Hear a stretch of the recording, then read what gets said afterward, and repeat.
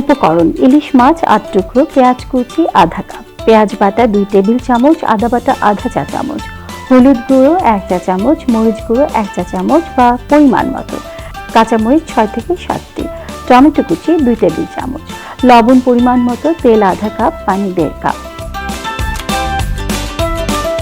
প্রস্তুত প্রণালী: মাছ ও কাঁচামরিচ বাদে বাকি সব উপকরণ একসঙ্গে মাখিয়ে নিন।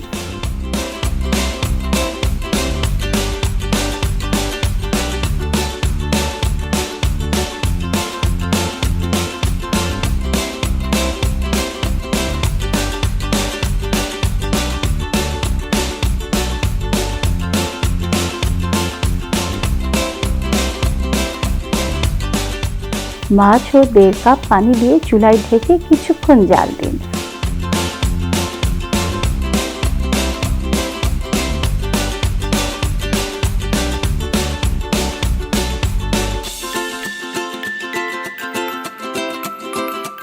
পানি কমে এলে কাঁচামরিচ দিয়ে আরো কিছুক্ষণ রেখে নামিয়ে নিন।